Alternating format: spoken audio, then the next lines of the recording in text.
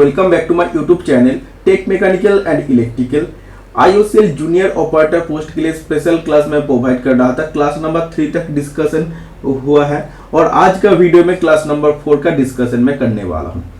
Video start करने से पहले आप सभी स्टूडेंट को मैं एक बार थोड़ा सा टेस्ट सीरीज के बारे में बता देना चाहता हूँ। देखिए, आप लोग के हाथ में ओनली 6 दिन से 7 दिन का टाइम है और अभी आपको MCQ मैक्सिमम पढ़ना है। और मैं आपको पहले भी बोला, आपका जो पेपर होगा, पेपर में ज्यादातर क्वेश्चन इलेक्ट्रिशियन और फिटर का होने वाला है, इसीलिए टेस्ट सीरीज उसी हिसाब से आप लोगों के लिए बनाया गया। इसमें सब ट्रेड का क्वेश्चन है, जैसे टेक्निकल अटेंडेंट का पेपर होता था वैसे जूनियर ऑपरेटर का भी पेपर होगा और इस बार पेपर IBPS कंडक्ट करने वाले हैं। तो देखिए, अभी लास्ट टाइम में आपको अगर MCQ सिर्फ प्रैक्टिस करना है तो आपको मॉक टेस्ट से MCQ मिल जाएगा। Total 25 set online mock test series आपको मिलेगा। एक सेट में 100 क्वेश्चन, सेक्शन ए और सेक्शन बी रहेगा। सेक्शन ए में ट्रेड थ्योरी का क्वेश्चन रहेगा, ट्रेड थ्योरी आपका मिक्स्ड होगा, और सेक्शन बी में मैथ का 20 क्वेश्चन, रीजनिंग का 20 क्वेश्चन, जनरल अवेयरनेस का 10 क्वेश्चन रहेगा। इसी को अगर आप अच्छा से प्रैक्टिस करके जा सकते हैं, जैसे मैथ और रीजनिंग, इसी टाइप ऑफ क्वेश्चन आपको एग्जाम में देखने को मिलेगा। क्योंकि IBPS जब भी पेपर कंडक्ट करता है, मैथ तो इजी हो जाता है, रीजनिंग में थोड़ा सा प्रॉब्लम हो जाता है क्योंकि उसमें सीटिंग अरेंजमेंट वगैरह से क्वेश्चन पूछ लिया जाता है। तो टेस्ट में हर एक रीजनिंग का चैप्टर जो IBPS पूछता है तो उसी से क्वेश्चन इसमें अटैच किया हुआ है। उसमें हर एक क्वेश्चन के साथ डिटेल सोल्यूशन है, 100 क्वेश्चन के 100 सोल्यूशन है, और जो भी आपको समझ नहीं आता सोल्यूशन देख के आप पढ़ सकते हैं। तो अभी देखिए, आपको MCQ ज्यादा से ज्यादा पढ़ने के लिए ये आप लोगों के लिए बेस्ट ऑप्शन है। इससे आप प्रैक्टिस करके जा सकते हैं। मैं आप लोग को ये नहीं कहूंगा सिर्फ इसी को पढ़ के जाओ, ये आपका 100% कॉमन रहेगा, क्योंकि ये आपका लगभग बहुत सारा स्टूडेंट ऑलरेडी इसका सब्सक्रिप्शन ले चुके हैं। तो इसका मतलब थोड़ी ना सबको जॉब मिलेगा। जिसका प्रिपरेशन अच्छा है, कोई सिर्फ रट्टा मार के चला जाता है, कोई पढ़ता है, उसको समझता है। अगर यही रीजनिंग आपको थोड़ा सा घुमा के और मैथ थोड़ा सा घुमा के आपको पूछा जाता है, डिजिट चेंज किया जाता है, बहुत सारा स्टूडेंट टेस्ट में पढ़ कर जाते हैं फिर भी एग्जाम में जाकर नहीं कर सकते हैं। तो थोड़ा सा समझदारी भी आप लोग का होना चाहिए। टेस्ट सीरीज ये आप लोग का क्या है, ये आप लोग का सजेशन मेरा तरफ से है, सजेशन है कि इससे क्वेश्चन आने का चांसेस है। सिर्फ आप इसी का भरोसा में आप नहीं जाइएगा, क्योंकि आपका सेल्फ स्टडी भी इसके साथ साथ होना चाहिए। टेस्ट सीरीज तब लगाना चाहिए जब आपके प्रिपरेशन अच्छा हो जाता है। आपको चेक करना होता है कितना आपका प्रिपरेशन हुआ है, आपका मार्क्स कितना आ रहा है, रैंक इसमें आपको शो हो जाएगा। ओके, नेगेटिव कौन सा आपका, कौन सा करेक्ट हुआ, कौन सा इनकरेक्ट हुआ, कौन सा आप छोड़ दे, सब आप इसमें से देख सकते हैं। ओके, ऐसा नहीं कि टेस्ट सीरीज पढ़ के आपको एग्जाम देने जाना है, क्योंकि नॉन टेक्निकल का बहुत सारा टेस्ट सीरीज होता है। तो स्टूडेंट लोग सिर्फ टेस्ट सीरीज को पढ़ के एग्जाम में नहीं जाता है, इसीलिए आपको थोड़ा सा सेल्फ स्टडी भी इसके साथ साथ करना है। मैं आपको निमी का PDF भी शेयर कर दिया हूँ। जैसे टेस्ट का हर एक टेस्ट के नीचे व्यू ऑप्शन मिल जाएगा, उसी में निमी का PDF अटैच किया हुआ है। आपको कंप्लीट उन सब चीज को पढ़कर जाना है। ओके, तो आज का वीडियो का डिस्कशन शुरू करते हैं। वेट,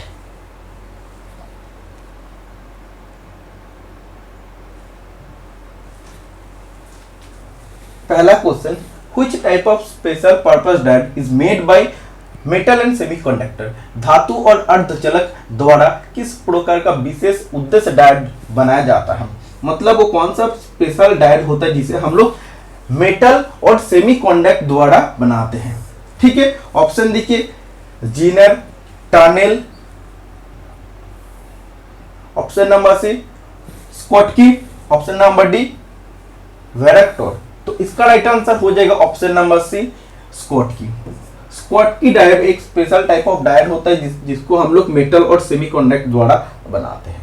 ओके, नेक्स्ट क्वेश्चन, ये इलेक्ट्रॉनिक्स का क्वेश्चन है। Schottky diodes are also known as, Schottky diodes को हम लोग स्कॉटकी बैरियर डायोड भी कहते हैं, सरफेस बैरियर डायोड कहते हैं, मेजॉरिटी कैरियर डिवाइस कहते हैं, हॉट इलेक्ट्रॉन डायोड कहते हैं, हॉट कैरियर डायोड भी कह सकते हैं। इसका इतना सारा नाम होता है, ये भी आप याद रखिएगा। देखिए, निम्नों में से किस डायोड का रिवर्स रिकवरी टाइम न्यूनतम है? Which of the following diode has the minimum reverse recovery time? मतलब वो कौन सा टाइप ऑफ डायोड होता है जिसका रिवर्स रिकवरी टाइम सबसे कम होता है, न्यूनतम होता है। PN junction diode, tunnel diode, Schottky diode, varactor diode. तो इसका भी राइट आंसर हो जाएगा option number C, Schottky diode. Okay, बहुत इंपॉर्टेंट क्वेश्चन है, ऐसा पीवीएस क्वेश्चन से मैं आप लोगों के लिए लेकर आया हूं। दर्शित प्रतीक किस गेट का है? तो देखिए, the symbol shown represent which gate. तो ये जो आपका सिंबल है कौन सा गेट को शो कर रहा है? नेंड,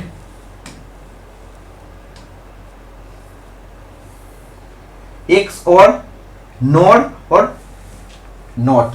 तो इसका राइट आंसर हो जाएगा नॉर गेट को ये शो कर रहा है। NOR gate, option number C इस क्वेश्चन का राइट आंसर हो जाएगा। Okay, which instrument is used to measure resistance, capacitance and inductance. मतलब प्रतिरोध, धारिता और प्रेरकता मापने के लिए किस उपकरण का उपयोग किया जाता है? LCR bridge, Wien bridge, kelvin bridge, Wheatstone bridge. तो इसका राइट आंसर हो जाएगा ऑप्शन नंबर ए, LCR bridge. LCR bridge, option number ए इस क्वेश्चन का राइट आंसर हो जाएगा। इससे हम लोग रेजिस्टेंस, इससे हम लोग कैपेसिटेंस और हम लोग इंडक्टेंस भी मेजर कर सकते हैं। वेट, हाँ, which frame is used for winding the coil of PMMC meter. PMMC meter की कुंडली को लपटने के लिए किस फ्रेम का उपयोग किया जाता है? तो देखिए, पीएमएमसी मीटर के कॉइल का वाइंडिंग के लिए किस फ्रेम का यूज किया जाता है? तो सबसे पहले पीएमएमसी मतलब permanent magnet moving coil, PMMC metre. तो इसका कॉइल का वाइंडिंग के लिए हम लोग किस फ्रेम का यूज करते हैं? Steel frame, wooden frame, ceramic frame, aluminium frame. तो option number D, aluminium frame right answer हो जाएगा इस क्वेश्चन का।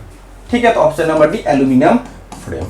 देखिए, permanent magnet moving coil, PMMC meter, also known as d'Arsonval meter और गैल्वेनोमीटर, इसे भी हम लोग कहते हैं, is an instrument that allows you to measure the current through a coil.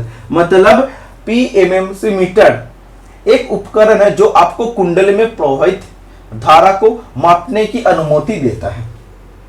ठीक है, जैसे गैल्वेनोमीटर होता है, कहीं से भी आपका छोटा से छोटा अमाउंट ऑफ करंट भी उसको मिल जाता है, तो वो भी करंट जैसे मेजर कर सकते हैं। तो पीएमएमसी मीटर भी एक टाइप ऑफ का गैल्वेनोमीटर है। तो वो भी क्या कर सकते हैं? वो भी किसी भी कॉइल के थ्रू जा रहा है करंट को भी मेजर कर सकता है। Okay, next question, what is the range of temperature used in soldering station. Soldering station में प्रयुक्त तापमान की सीमा क्या होता है? 150 से 450, 450 डिग्री से 600 degree centigrade, 600 degree centigrade to 800 degree centigrade, 800 degree centigrade to 1000 degree centigrade. तो इस क्वेश्चन का राइट आंसर हो जाएगा सोल्डरिंग के लिए टेम्परेचर 150 से 450 डिग्री तक होना चाहिए। मतलब 450 डिग्री से नीचे तापमान होना चाहिए। पर्टिकुलर इसका होता है 183 से 255। तो ये देखिए आपका इसी रेंज के अंदर ही आ रहा है। तो ऑप्शन नंबर ए आपका राइट आंसर हो जाएगा। ओके, क्वेश्चन में कभी कभी पूछा जाता है व्हाट इज सोल्डर। सोल्डर क्या होता है? तो solder is a pure metal और एलॉयज, मेटल अदरवाइज मिश्र धातु भी हो सकता है। टू टाइप ऑफ सोल्डर होता है, एक सॉफ्ट सोल्डर होता है और एक होता है हार्ड सोल्डर। ठीक है, सॉफ्ट सोल्डर का कंपोजिशन मेनली आपको पूछा जाता है, इसमें लीड प्लस टीन होता है मेनली। ओके, तो इसमें टीन रहता है 63% और लीड कितना परसेंटेज रहता है? 37% लीड रहता है। इससे क्वेश्चन आपको पूछा जाता है। ओके, समझ आ गया है। Next, what is the colour code for 100 ohm resistor. 100 ohm प्रतिरोधक के लिए रंग कोड क्या होता है? Brown black red, black brown red, brown black brown. तो ऑप्शन नंबर सी इस क्वेश्चन का राइट आंसर हो जाएगा ब्राउन ब्लैक ब्राउन। कभी कभी इधर आपका गोल्डन भी दिया रहता है। तो ये देखिए, ये जो ऑप्शन आपका सी है ये आपका राइट आंसर हो जाएगा brown black brown. Okay, next question, what is the result of hysteresis loss in magnetic material, चुंबकीय पदार्थ में हिस्टेरिसिस हानि का परिणाम क्या होता है? बैक ईएमएफ इंक्रीजेस, पिछला ईएमएफ बढ़ता है, eddy current decreases, eddy current कम हो जाती है, मैग्नेटिक फ्लक्स इंक्रीजेस, चुंबकीय प्रभाव बढ़ता है, एनर्जी लॉस टेक्स प्लेस, तो एनर्जी लॉस टेक्स प्लेस, ऊर्जा की हानि होती है। ऑप्शन नंबर डी इस क्वेश्चन का राइट आंसर हो जाएगा, ऑप्शन नंबर डी। ओके, तो देखिए जब चुंबकीय पदार्थ में हिस्टेरिसिस लॉस होता है तो इसके कारण और क्या होता है, इसके कारण एनर्जी लॉस होता है। Option number D right answer हो जाएगा।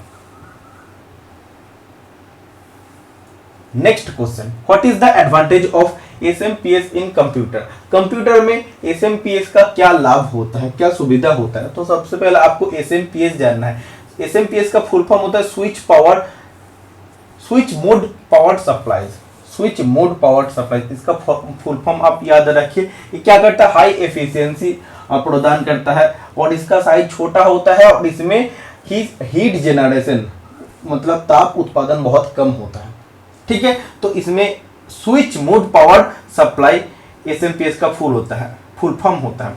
तो देखिए इसका क्या लाभ होता है, बल्कि मतलब बहुत ज्यादा बड़ा होता है ऐसा नहीं है, ये आपका छोटा होता है।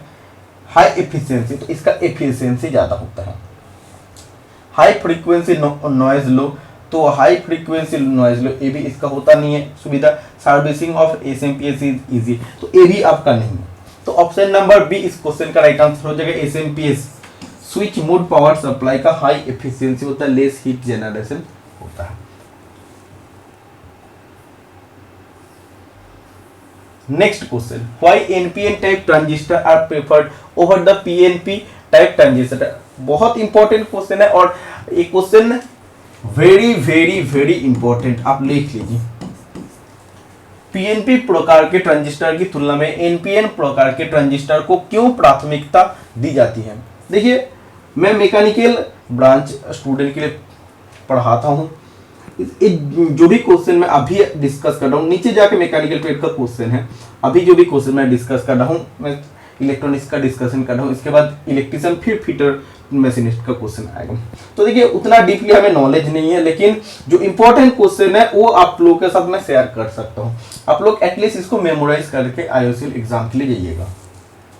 तो देखिए पीएनपी प्रकार के ट्रांजिस्टर की तुलना में एनपीएन प्रकार के ट्रांजिस्टर को क्यों प्राथमिकता दी जाती है? तो इसका राइट आंसर कौन सा हो जाएगा?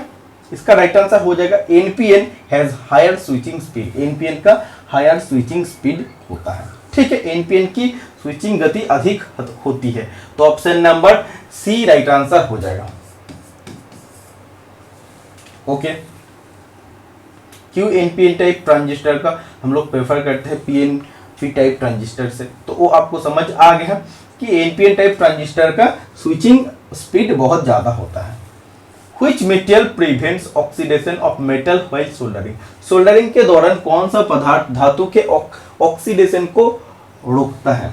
जब आप सोल्डरिंग करते हैं, वेल्डिंग करते हैं, तो ऑक्सीडेशन से रोकने के लिए हम लोग एक नॉन मेटालिक मटेरियल का यूज करते हैं जिसका नाम होता है फ्लक्स। ये टू टाइप होता है, एक कोरोसिव फ्लक्स होता है और एक नॉन कोरोसिव फ्लक्स होता है। कोरोसिव फ्लक्स जो होता है वो आपका जहरीला टाइप होता है, या आप बोल सकते हैं वो एसिडिक होता है, जिसके कारण आप अगर हाथ से उसको यूज करते हैं तो आप में आपके चमड़े में प्रॉब्लम हो जाएगा। तो वो आपको हाथ से हैंडलिंग नहीं करना चाहिए, किसी ब्रश से आपको यूज करना चाहिए। और नॉन कोरोसिव क्या होता है? नॉन कोरोसिव फ्लक्स आप हाथ से भी अप्लाई कर सकते हैं। कोरोसिव फ्लक्स का एग्जाम्पल क्या होता है? जैसे हाइड्रोजन क्लोराइड होता है, एमोनियम क्लोराइड होता है, जिंक क्लोराइड होता है। और नॉन कोरोसिव फ्लक्स का एग्जाम्पल क्या होता है? रेजिन होता है, टेलो होता है, पेस्ट होता है। ओके, तो यही इसमें बोला जब भी आपको सोल्डरिंग के टाइम, वेल्डिंग के टाइम ऑक्सीडेशन से आपको रोकना होता है तब हम लोग फ्लक्स का यूज करते हैं। Option number B right answer हो जाएगा। In a grinding wheel grade C indicates, grinding wheel में ग्रेड सी का मतलब क्या है, क्या दर्शाता है? Soft wheel, hard wheel, medium wheel, none of the above. जैसे देखिए ए से ए से आपका होता है ABCDEFGHI, ए से एच तक होता है सॉफ्ट ग्रेड, आई से पी तक होता है मीडियम ग्रेड, और क्यू से जेड तक होता है हार्ड ग्रेड। जो भी आपका लेटर रहेगा इसी के बीच में वो उसी ग्रेड का ग्राइंडिंग व्हील हो जाएगा। तो सी मतलब ये आपका सॉफ्ट व्हील हो जाएगा। तो देखिए ऑप्शन नंबर ए बिल्कुल सही दिया है। ओके, अगर एब्रेसिव में सी लिखा है, सी का मतलब होता है सिलिकॉन कार्बाइड, लेकिन इसमें बोला है आपको ग्रेड बोला है, तो ग्रेड देखिए इसी रेंज के अंदर अगर होता है तो ये आपका आ जाएगा। ज्यादातर जगह में एम पूछा जाता है, तो देखिए IJKLM तो इसी रेंज में आता है। तो एम अगर इसमें लिखा रहता है ग्रेड, एम क्या इंडिकेट करता है, वो आपका मीडियम ग्रेड को इंडिकेट करता है। ओके, तो इसी रेंज को आप याद रखिएगा।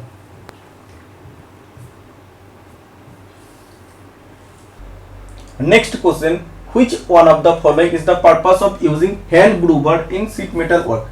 शीट मेटल कार्य में हैंड ग्रूवर का उपयोग करने का क्या उद्देश्य निम्नलिखित में से कौन सा है। तो देखिए शीट मेटल वर्क में हम लोग हैंड ग्रूवर इसलिए यूज करते हैं, इसका राइट आंसर हो जाएगा to lock the grooved seam, grooved seam को लॉक करने के लिए। देखिए कोई भी जब आप टीन का कंटेनर बनाते हैं ना, तो उसके जो एजेस होता है, एजेस को हम लोग क्या करते हैं, एजेस को हम लोग ऐसे मोड़ते हैं, ऐसे मोड़ते हैं, एक एज को ऐसे मोड़ते हैं और दूसरे एज को हम लोग ऐसे मोड़ते हैं, ठीक है। फिर हम लोग इसको क्या करते हैं, इसको हम लोग हैमर से, जैसे हैमर से उसको ठोक कर दोनों को बंद कर देते हैं।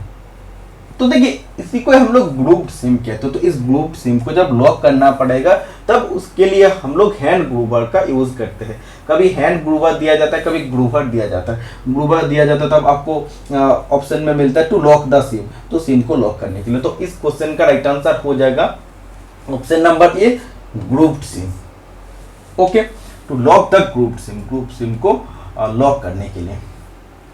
Mallet is made of, mallet बनता है तो किससे बनते हैं, लेड, लेड से बने होते हैं, ब्रास, हार्डवुड और कास्ट आयरन। तो इस क्वेश्चन का राइट आंसर हो जाएगा मैलेट बनता है हार्डवुड से। बहुत इंपॉर्टेंट क्वेश्चन है। अगर आपको बोलते हैं लेड, लेड से हम लोग सॉफ्ट हैमर बनाते हैं, सॉफ्ट हैमर बनाते हैं। ओके, ये आपका हार्डवुड होना पड़ेगा मैलेट के लिए। In a riveted joint, the edge of the plate are simply laid over each other and riveted. The joint is called.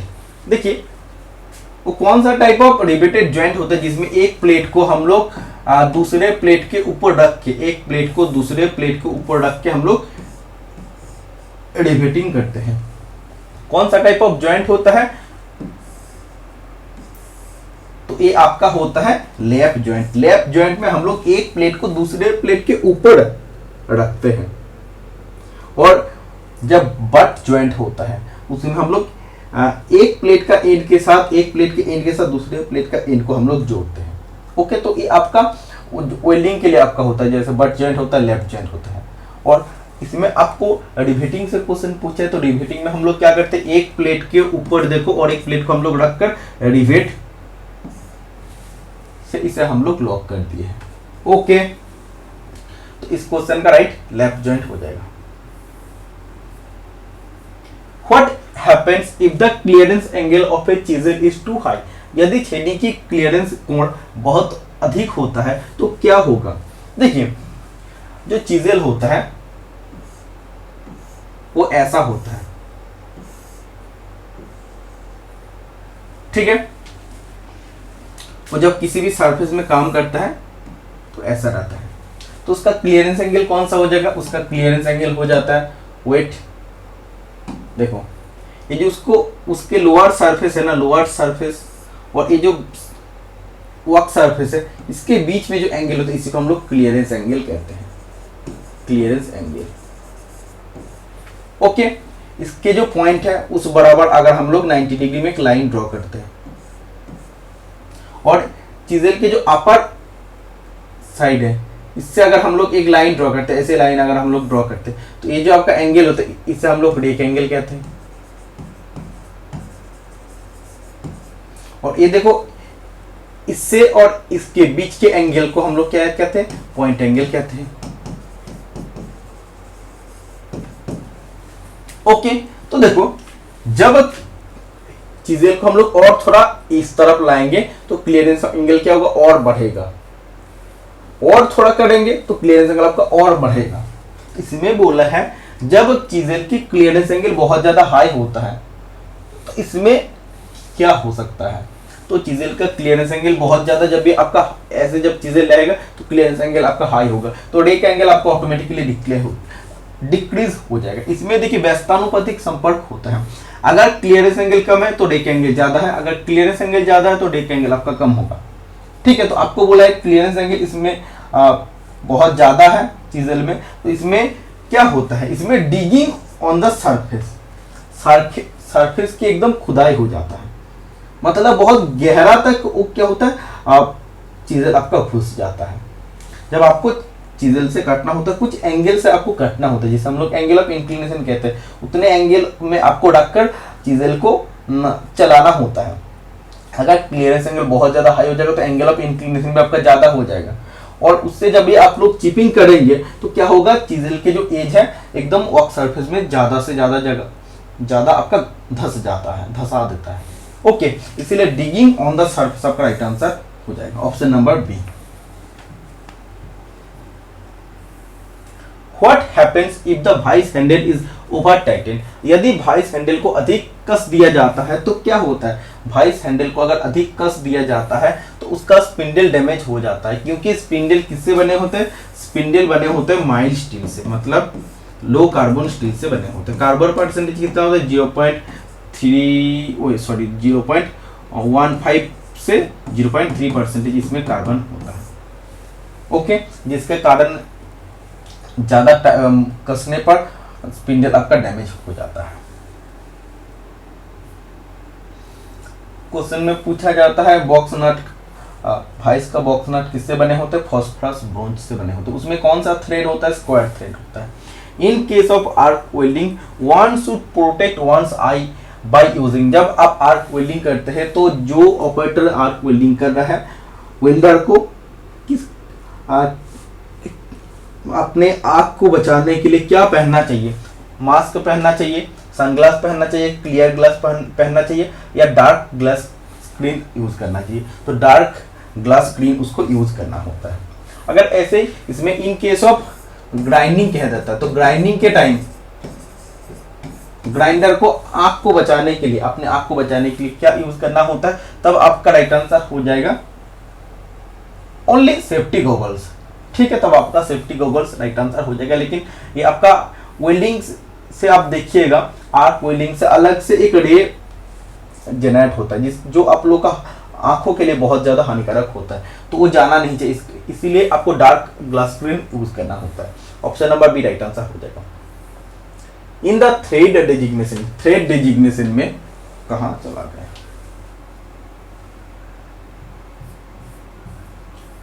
Thread designation M12 into 1.5 M specified.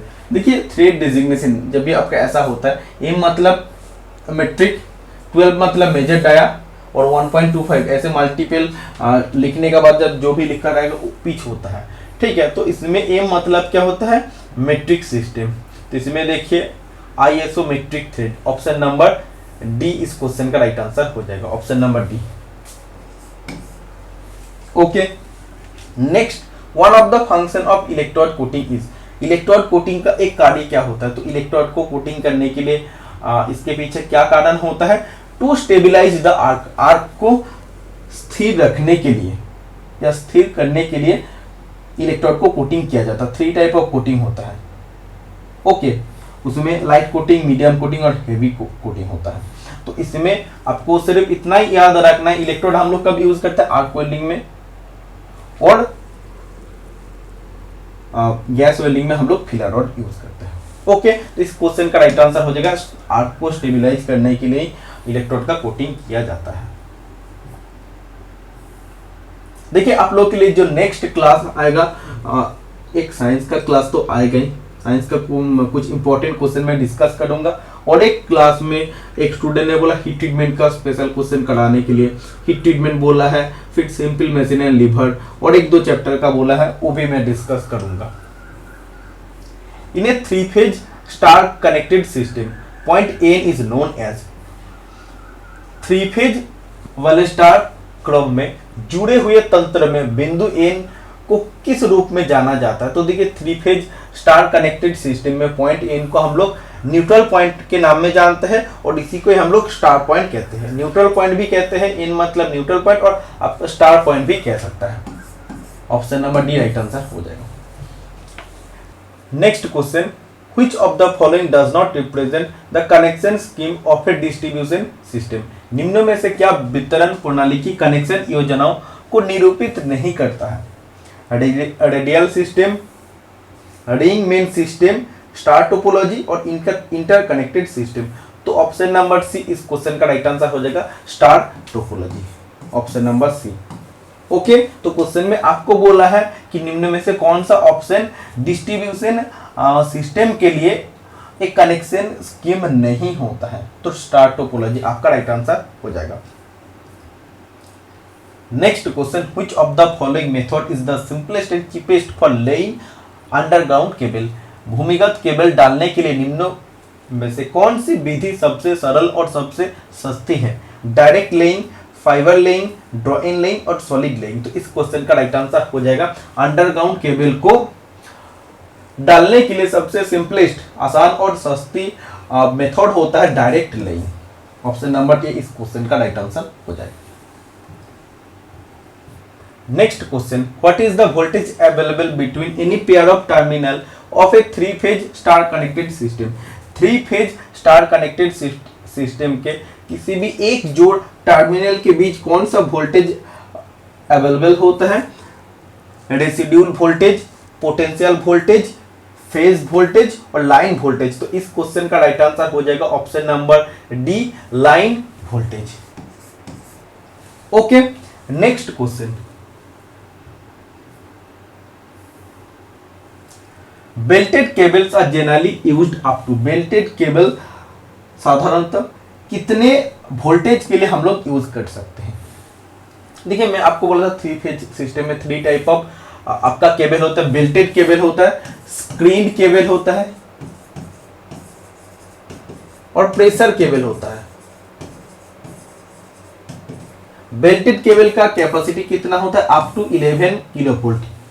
ये आपका राइट आंसर हो जाएगा। Screen cable के लिए 22 kilovolt से 66 kilovolt और pressure cable के लिए बियॉन्ड, मतलब जब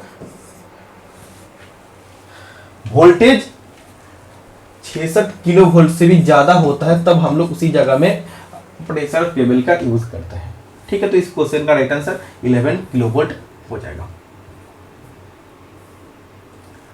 next question, what should be done to protect the cable from moisture, gases और other harmful liquid in the soil and atmosphere? मिट्टी और वायुमंडल में केबल को नमी, गैसों या अन्य हानिकारक तरल पदार्थ से बचाने के लिए क्या करना चाहिए?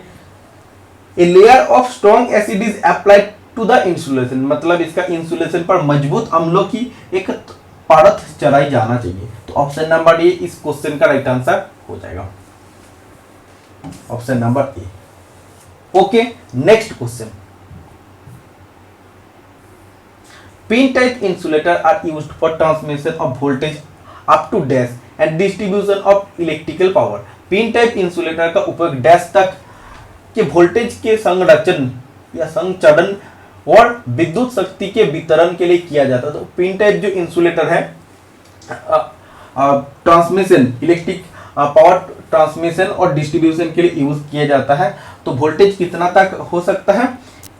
11 किलोवोल्ट, 66 किलोवोल्ट, 33 किलोवोल्ट और 88 किलोवोल्ट। तो ऑप्शन नंबर सी इस क्वेश्चन का राइट आंसर हो जाएगा। पिन टाइप इंसुलेटर के लिए आपका 33 किलोवोल्ट तक अगर वोल्टेज होता है तब वो पावर को ट्रांसमिट और डिस्ट्रीब्यूशन कर सकते हैं।